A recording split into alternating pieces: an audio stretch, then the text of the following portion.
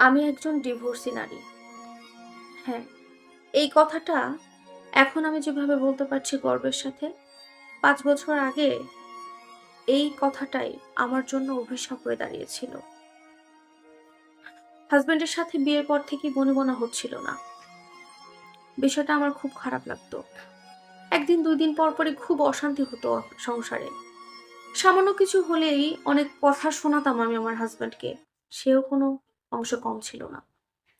আমাদের মধ্যে যখন একটু কথা কাটাকাটি হতো, ঝগড়া হতো, আমি আমার বাবাকে জানাতাম, মাকে জানাতাম। আমার মা সাথে আমাকে বলত, "দেখ মা, তুই কোন পরিবারের মেয়ে সেটা ভুলে যাস না। তুই রূপে গুণে কিন্তু ১০০ তে ১০০%। তাছাড়া তুই চাকরি করিস, তোর মাস শেষে ভালো একটা অ্যামাউন্টের সেলারি পাস। তাহলে তুই কেন এত খারাপ ব্যবহার সহ্য করবি আর তোর হাসব্যান্ডের এত সাহস হয় কি করে তোর মতো মেয়ের সাথে এরকম ব্যবহার করার? সবসময় হাসব্যান্ডকে দাপটে রাখবি। নিজের হাওলায় রাখবি।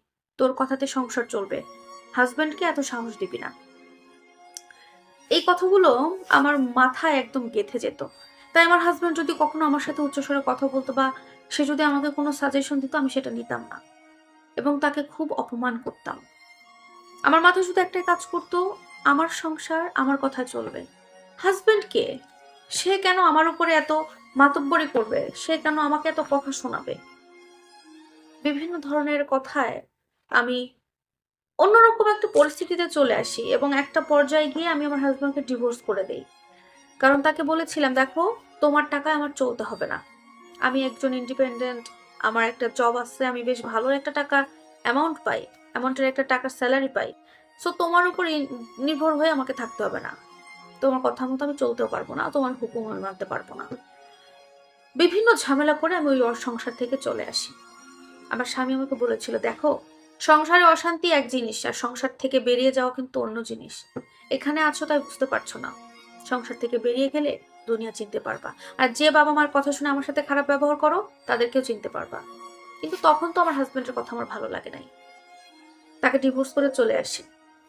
বাবার বাড়িতে আসি। বাবার বাড়িতে ১ম ১২ থেকে ১৫ দিন খুব ভালোই ছিলাম। আমার মা খুব যত্ন করত, বাবাও সাপোর্টিভ ছিল। কিন্তু ধীরে কেন যেন তাদের পরিবর্তন আমার চোখে পড়ে। আমি উঠতে বসতে আমার মায়ের কাছে খোঁটা শুনতাম, কথা শুনতাম। আমার ভাই-ভাবি খারাপ ব্যবহার করত। বাবার কাছেও কেমন যেন বোঝা হয়ে গেলাম। তারা আমাকে সরাসরি এগুলো কিছু বলত না।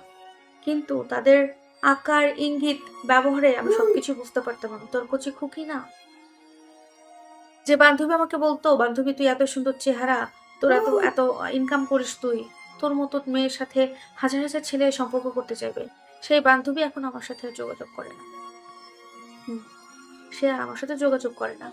হ্যাঁ, হাজার ছেলে আমার সাথে ঘুরে, আমার সাথে ঘুরতে চায়, আমাকে ভালোবাসে বলে। কিন্তু আমি বুঝি ১ম কয়েকদিন তাদের মেশার পরে তাদের আচার-আচরণ, ব্যবহার চেঞ্জ হয়ে যায়। তারা আমাকে ভোগ করতে আসে। সব মিলিয়ে আমি আর আমার বাবার বাড়িতে থাকতে পারছিলাম না। তাই আমার গ্রামেরই এক চাচাতো ভাইয়ের সাথে আলোচনা করে তার সাথে যোগাযোগ করে ঢাকায় চলে আসি।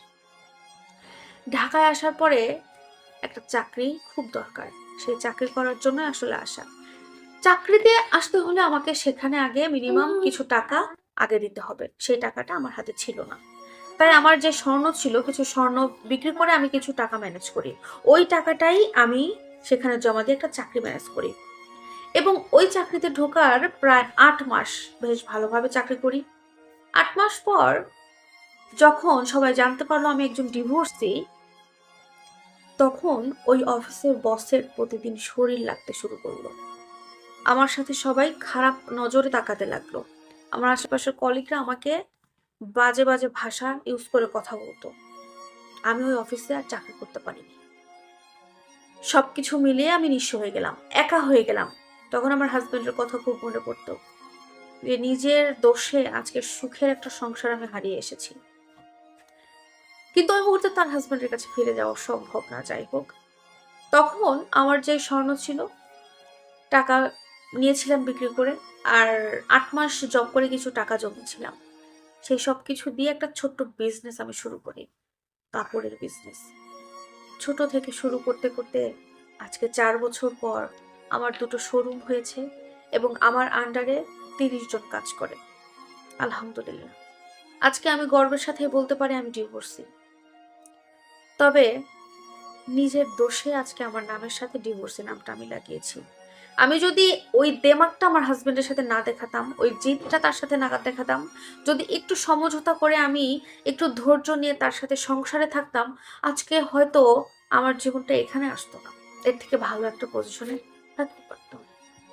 তাই সবার উদ্দেশ্যে একটাই কথা বলবো, বাবা-মার কথা শুনে সংসারটা ভাঙবেন না। কারোর কথায় কান দিয়ে নিজের সংসারে অশান্তি করবেন না। স্বামী স্বামীই হয়। স্বামীর জায়গা কোনোদিনও কেউ নিতে পারে না।